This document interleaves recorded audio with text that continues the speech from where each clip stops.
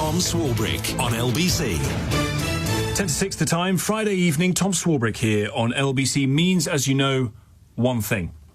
This one's a biggie. We've never seen anything like this past week before. Dizzying, insulting, confusing, unedifying. Pin your ears back for Simon Mark's American Week. Tom, finally we can say it. The Transatlantic alliance between the United States and Europe is over. Whatever the outcome of the very dubious compromise that may or may not be in the works over Greenland, and we will get to that, the week's events have dealt a mortal blow to any kind of future comity between America's allies and the Trump administration. Take a listen to Canadian Prime Minister Mark Carney. For decades, countries like Canada prospered under what we called the rules-based international order.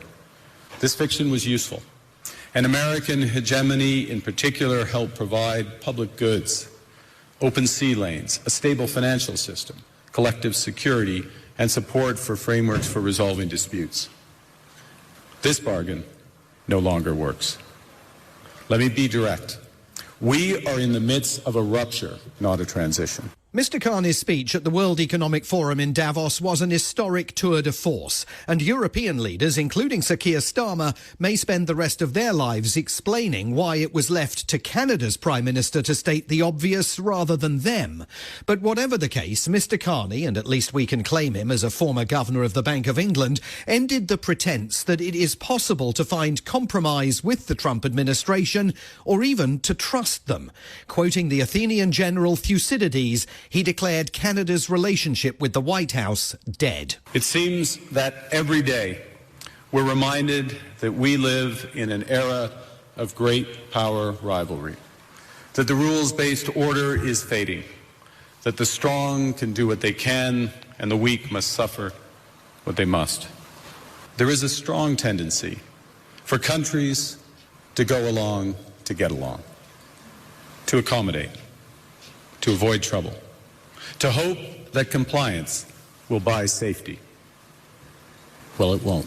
And last night in Davos, the Ukrainian President Volodymyr Zelensky piled on, begging European governments to understand they need to change their thinking about this American president. Instead of taking the lead in defending freedom worldwide, especially when America's focus shifts elsewhere, Europe looks lost, trying to convince the US president to change.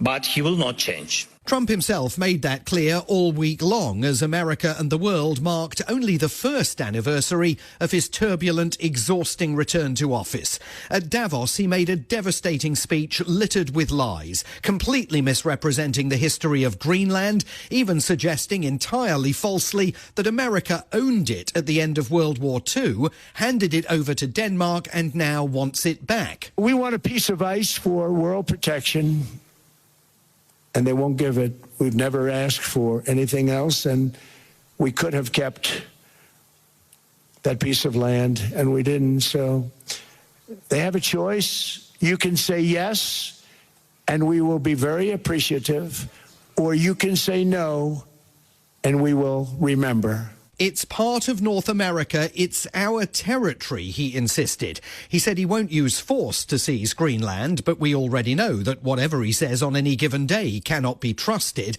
This is the same man, after all, who claimed last year that he backed the UK's decision to transfer the Chagos Islands to Mauritius, but this week blasted Number 10's plan as an act of great stupidity.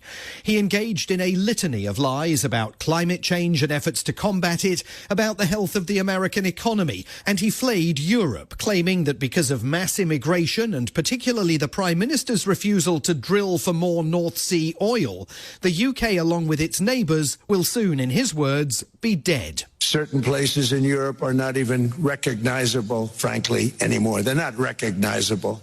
And we can argue about it, but there's no argument. And I love Europe, and I want to see Europe go good. but it's not heading in the right direction. It is important to underscore that disdain and open hostility towards everything that the UK, Europe and Canada stand for lies at the heart of this second Trump term. It was on open display in Davos, not only by the president, but by many of his top lieutenants. Treasury Secretary Scott Bessent spent the week loudly complaining about Swiss food and pretended not to understand why the UK and 7 of its NATO allies were so furious over now shelved threats of tariffs because they oppose American ownership of Greenland. Have an open mind that, why this rapid response in terms of, this is a no. And while he was ordering European leaders to cut the histrionics and calling Denmark irrelevant, Trump's Commerce Secretary Howard Lutnick was causing consternation all over the Alpine resort as he chucked his weight around. Here he is in a panel discussion on Tuesday, sitting right next to the Chancellor, Rachel Reeves. Can I bring you back to Greenland? No. It's unnecessary. It's the Western Hemisphere is vital for the United States of America. Our national security people are on it, and they care about it, and I'm going to leave it to them to address with our allies, with our friends, and with everyone how they work it out. Working it out would fall to the Trump whisperer within the Transatlantic alliance. Again, I'm not popular with you now because I'm defending Donald Trump, but I really believe we can be happy that he is there because he has forced us in Europe to step up. NATO Secretary General Mark Rutte, until he writes his memoirs, we will not know if the man who once called the American president Daddy is really a Trump fanboy or just plays one in order to save the world. But on Wednesday, he defused the Greenland time bomb after sitting alongside Trump and engaging in this ever so polite public pushback against some of the flagrant lies that Trump had been telling about the alliance. There's one thing I heard you say yesterday and today. You were not absolutely sure that the Europeans would come to the rescue of the US if you will be attacked. Let me tell you, they will.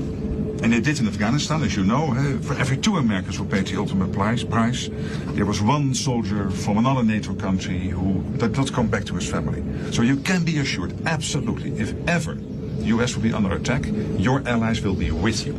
Absolutely, there's an absolute guarantee. I really want to tell you this because it is important. It pains me if you think it is not. And under your leadership, this alliance is stronger than ever. It's brilliant how he folds in the under your leadership, this alliance is stronger than ever nonsense in order to head off a possible tantrum. It worked in the sense that their subsequent talks bought everyone some time over Greenland. Rutte, who said in the White House last year that NATO did not want to get dragged into a conversation about Greenland, this week diverted Trump's attention away in the direction of the Arctic Circle. The two of them agreeing to negotiate a framework agreement that even by Wednesday night looked very much like a Trump climb down. Does it still include the United States having ownership of Greenland like you've said you wanted? It's a long-term deal. It's the ultimate long-term deal. And I think it puts everybody in a really good position. So that'll be a no on the ownership of Greenland issue, although he is being offered sovereignty over land on which he gets to build new US military bases. Denmark and the Greenlanders already say that's a non-starter. And when Trump realises the extent to which he was played this week by Rutte, well, stand by for a lot more fireworks and threats of tariffs.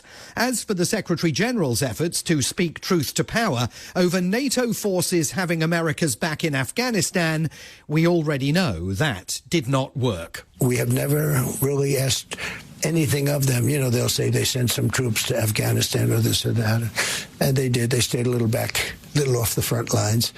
But we've been very good to Europe and to many other countries. As infuriating and enraging as those comments on Fox News are, they underscore the fact that he is now incapable of stipulating to facts.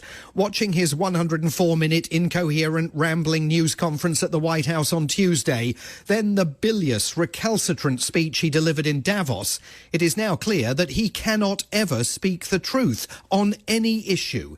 In his first term, facts and alternatives alternative facts tussled with one another for prominence. But this time round, we are completely fact-free. And not just at the White House, but on American television networks loyal to him as well. Listen to what happened last night on Fox News. The host Jesse Waters anchoring, and I cannot stress this enough, the most watched primetime news program in America. The Europeans threw a tantrum and finally Daddy came home. The deal right now, and it's still being hashed out, will give the United States pockets of sovereignty. Basically, huge chunks of territory run like American embassies all over the island. Right now, we just have one military base there. We'll be adding dozens more. If Greenland keeps behaving, we might let them have a hockey team. And maybe we'll film some movies up there, open up a Walmart. See that, Europe? That's good parenting. You behave, you get a treat.